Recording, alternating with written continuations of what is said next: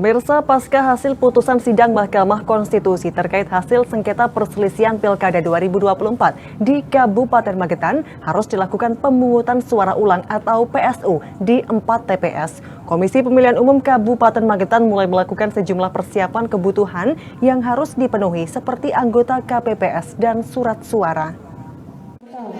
Menindaklanjuti hasil putusan sidang di Mahkamah Konstitusi terkait sengketa perselisihan hasil Pilkada 2024 di Kabupaten Magetan untuk dilakukan pemungutan suara ulang atau PSU di 4 tempat pemungutan suara atau TPS yang tersebar di Kabupaten Magetan.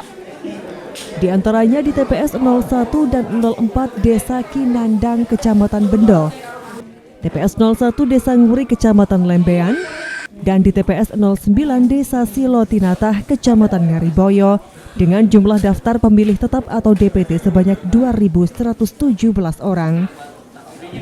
KPU Kabupaten Magetan tengah melakukan sejumlah persiapan untuk melakukan perekrutan anggota KPPS di 4 TPS tersebut, yang nantinya setiap TPS ada sebanyak 7 orang, ditambah 2 orang petugas keamanan serta honornya.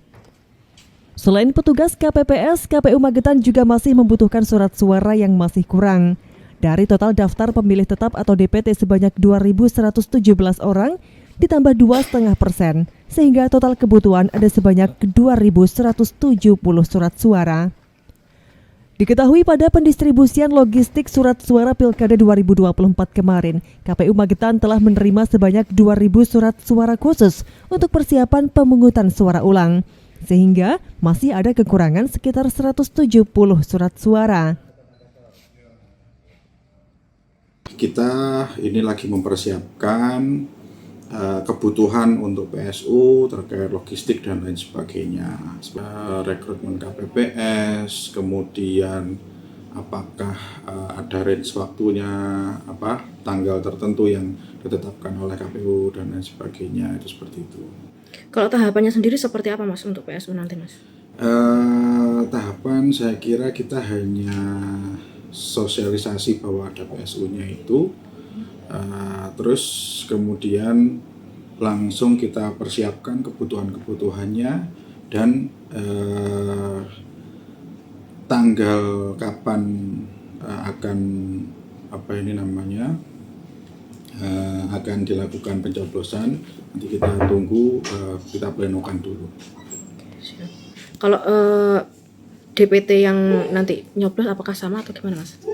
DPT yang akan nyoblos sama, jadi DPT yang akan nyoblos itu sama dengan yang kemarin, karena amar putusannya kan hanya pemungutan suara ulang gitu. Jadi coba DPT-nya tetap sama.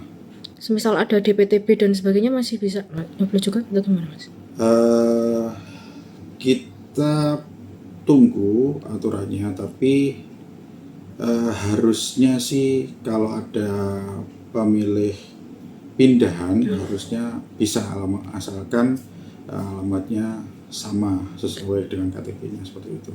Kalau total DPT dari 4 TPS ini ada berapa Mas? Total DPT dari 4 TPS tersebut itu ada 2.117.